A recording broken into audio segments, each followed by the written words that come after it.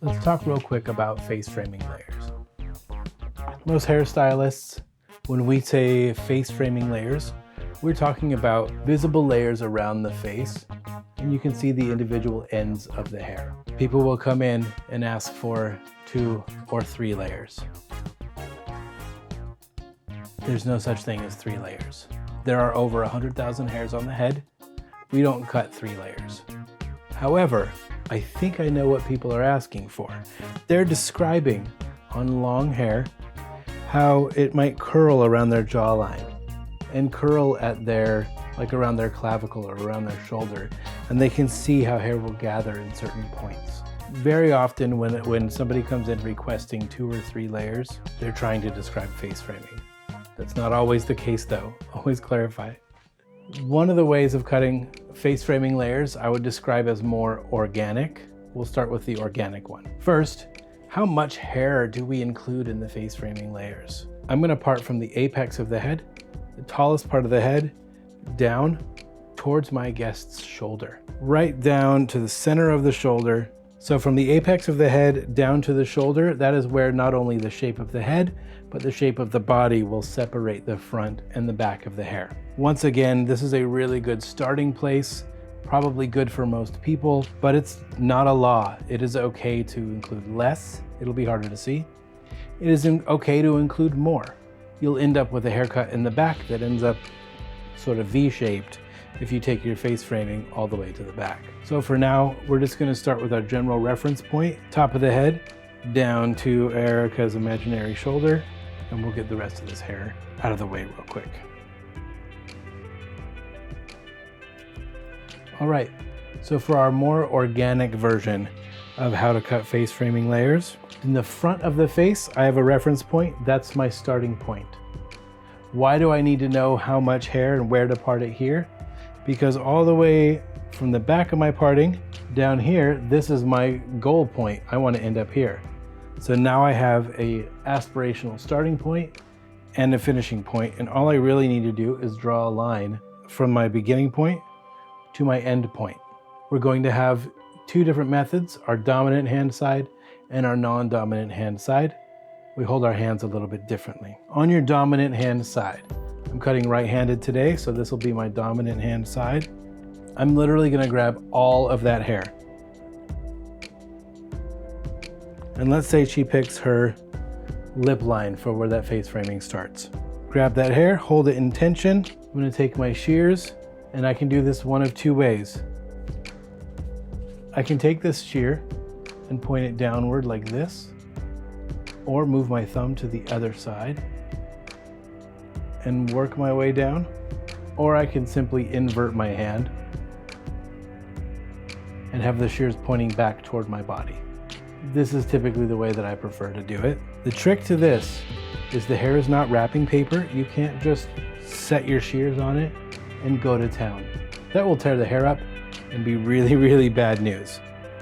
You never want your haircuts to sound like this. If your haircut sounds like that, there's something bad happening. So I'm either going to slowly close my shears as I slide, or I'm gonna rock them back and forth as I slide.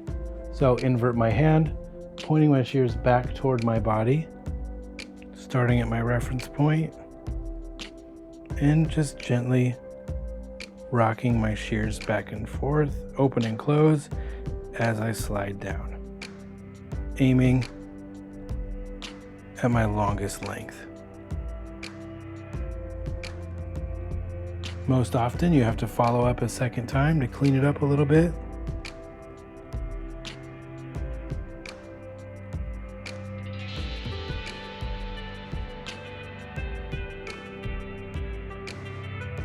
And you can see right away how those different separate layers are coming out.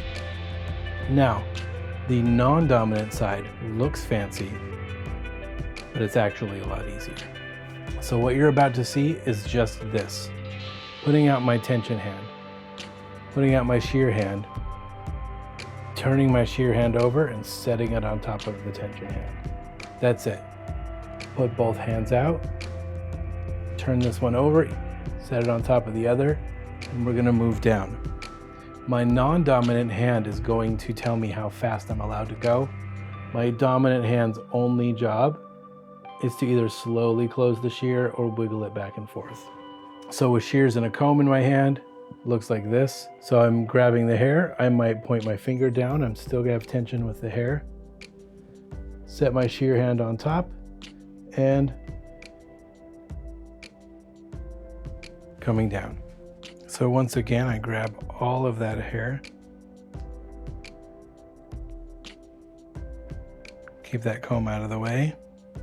My reference point is the corner of the mouth. I turn my hand over and slide down.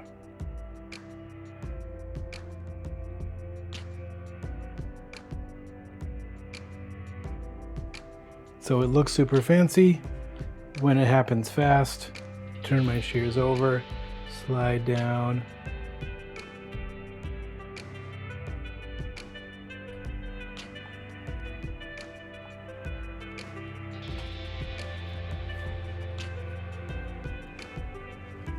There's my organic method for face framing. Now I can apply this organic method of face framing to any of my bangs. So if I want to apply that to my teardrop fringe and make it a little bit more natural and organic looking, I'm going to find where I want my shortest hair and slide cut toward my target longest hair. The cool thing about teardrop bangs is I can have two different bangs. Let's say I want to part this way and be a little bit more serious and conservative, and I want to part this way and be a little bit more edgy. You can do a structured longer version this way and a shorter version this way, and they can be totally asymmetrical and no one will ever know. You'll just have your fun side and your conservative side. So I'm gonna take the hair, go from the outside toward the center of the face. Let's say I want this to be my funner side. This would be like an extension of this face framing. So I'm going to flip my hand like I did before. Start with my shorter hairs and slide cut toward my longer center. Let's do it a second time.